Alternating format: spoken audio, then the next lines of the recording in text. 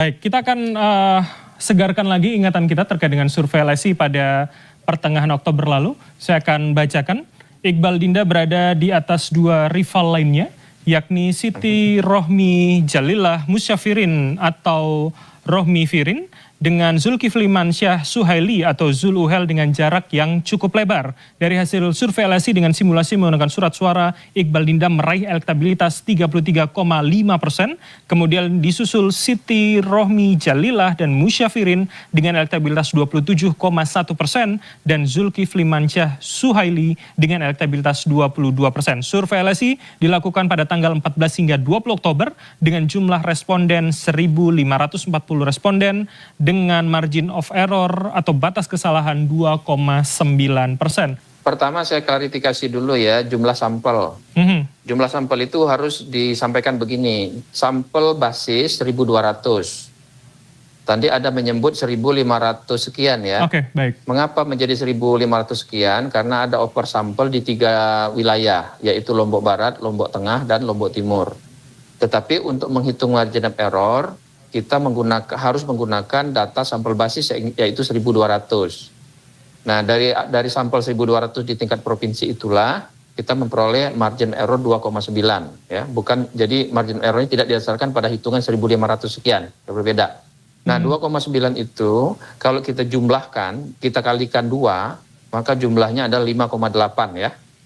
Nah, ini berguna untuk menghitung apakah jarak antara kandidat itu signifikan. Kalau Anda lihat tadi jarak antara Iqbal Dinda melawan nomor 2 yaitu Rohmi dan Firin itu kan sekitar 6%-an ya. Betul. Karena 6% maka dia berarti berada di luar 2 kali margin of error. Itu artinya jarak antara Iqbal Dinda dan nomor 2 apalagi dengan nomor 3-nya itu signifikan. Artinya keunggulan mereka ini cukup signifikan. Cuma memang ada banyak faktor lain yang berpengaruh di Nusa Tenggara Barat. Nah, rekam jejak itu terutama harus dapat dimaksimalkan oleh gubernur petahana dan wakil gubernur petahana ya. Karena kalau berdasarkan hasil survei LSI pada pertengahan Oktober lalu, ini baik gubernur petahana maupun wakil gubernur petahana itu ketinggalan dibandingkan dengan penantang mereka, yaitu lalu Muhammad Iqbal yang berpasangan dengan mantan Bupati Bima kalau nggak salah, Ibu Indah Damayanti Putri ya. Di Oktober lalu saya LSI menemukan bahwa elektabilitas dari lalu Muhammad Iqbal itu mencapai angka 33%, disusul oleh elektabilitas dari Siti Rohmi Jalillah dan pasangannya itu di kisaran 27%-an. Lalu gubernur petahana justru ketinggalan paling bawah di angka sekitar 21-22%. Nah, salah satu masalah adalah bagi gubernur petahana adalah karena tingkat kepuasan kepadanya walaupun sedang di kisaran hampir 70%, tetapi tingkat masyarakat yang menginginkan dia kembali itu rendah, ya, tidak mencapai 50%. Baik, Mas. Terutama petahana gubernur ya, yang seharusnya ditonjolkan. Kenapa? Karena dia berada pada posisi yang agak ketinggalan pada saat ini kalau berdasarkan survei LSI pada pertengahan Oktober lalu. Banyak faktor yang membuat petahana sementara ini ketinggalan, baik petahana petahana gubernur maupun petahana wakil gubernur ya terhadap lawannya, dalam hal ini penantang ya, lalu Muhammad Iqbal itu. Salah satunya itu tingkat kepuasan publik yang tidak terlalu tinggi, tidak rendah sih, di angka 60-an% ya. Itu tidak tinggi tapi juga tidak terlalu rendah.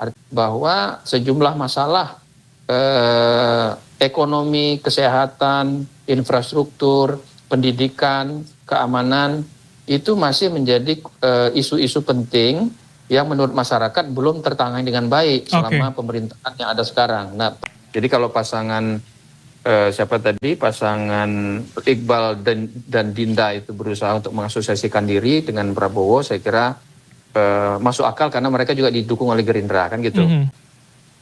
Untuk petahana terutama Zul Uhel karena dia gubernur, maka rekam jejak menjadi penting dan rekam jejak itu selama ini belum menunjukkan dukungan positif kepada dari gubernur petahana.